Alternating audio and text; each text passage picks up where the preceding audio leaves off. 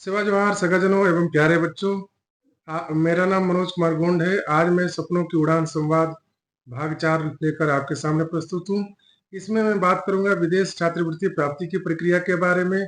पिछली वीडियो में हम लोगों ने देखा था कि किस प्रकार से केंद्र सरकार विदेश पढ़ने के लिए छात्रवृत्ति देती है, साथ ही साथ राज्य सरकारें भी किस प्रकार से बच्चों को विदेश पढ़ने के लिए छात्रवृत्ति देती है। इस भाग 4 में हम लोग बात करेंगे कि वो छात्रवृत्ति किस प्रक्रिया के तहत प्राप्त हो सकती है। आइए आगे देखते हैं। आवेदन प्रक्रिया होती है। सबसे पहले पहला कदम है कि विदेशी विश्वविद्यालय से ऑफर लेटर प्राप्त करना होता है।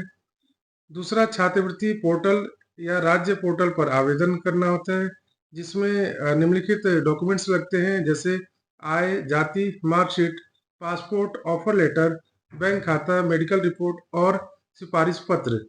चयन के बाद सरकार फीस सीधे विश्वविद्यालय को भेजती है और अन्य खर्चे आपके खाते में भेजती है।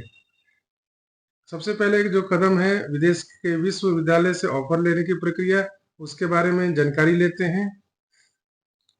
सबसे पहले सही कोर्स और देश चुनना पहले तय करें कि कौन सा कोर्स करना है, जैसे BTech, MBBS, architecture, law, business, arts, social science आदि। फिर तय करें कि किस देश में पढ़ना चाहते हैं, जैसे America, Canada, Australia, UK, Germany, Japan आदि। एसटी स्कॉलरशिप पाने के लिए अक्सर अंग्रेजी भाषी देश या उच्च रैंक वाले विश्वविद्यालय प्राथमिकता में होते हैं। पात्रता क्या होती है इस स्कॉलरशिप को प्राप्त करने में और विदेशी यूनिवर्सिटी में ऑफर लेटर प्राप्त करने में? आइए देखते हैं। हर यूनिवर्सिटी का अलग अलग मानदंड होता है, जैसे शैक्षणिक अंक आमतौर पर 12वीं में 55 से 70% न्यूनतम अंक होना चाहिए। भाषा परीक्षा IELTS यानी कि international English language testing system में आपको 6 से 7 बैंड प्राप्त होना चाहिए, या टोएफल में 80 से 100 स्कोर होना चाहिए। टोएफल मतलब test of English as a foreign language होता है। कुछ देशों में सेट, जैसे अमेरिका में सेट होता है। सेट मतलब स्कॉलस्टिक असेसमेंट टेस्ट, और ACT American college testing PT या बिना टेस्ट भी चलता है। विषय आवश्यकता है, जैसे इंजीनियरिंग के लिए गणित, फिजिक्स, मेडिकल के लिए बायोलॉजी आपको आपके विषय होने चाहिए। आवेदन तैयार करना, आपको ऑनलाइन यूनिवर्सिटी की वेबसाइट से फॉर्म भरना होता है। इसके लिए एकेडमिक डॉक्यूमेंट्स, 10वीं और 12वीं की मार्कशीट, ट्रांसक्रिप्ट अगर अलग से मांगे तो, भाषा परीक्षा का स्कोर, जैसे कि मैंने पहले बताया कि IELTS और टोएफल होना चाहिए, उसका मार्कशीट होना चाहिए। पासपोर्ट वैध होना चाहिए, कम से कम 6 महीने की वैधता होनी चाहिए। और SOP यानी स्टेटमेंट ऑफ पर्पज, यानी कि आप ये कोर्स क्यों चुनना चाहते हो और यूनिवर्सिटी क्यों चुनना चाहते हो, तो उसके बारे में भी बताना होता है। इसके अलावा LOR यानी लेटर ऑफ रिकमेंडेशन, जो कि आपके शिक्षक या प्रिंसिपल से मिलता है, अगर मांगा जाए तो ये भी प्रस्तुत करना पड़ता है।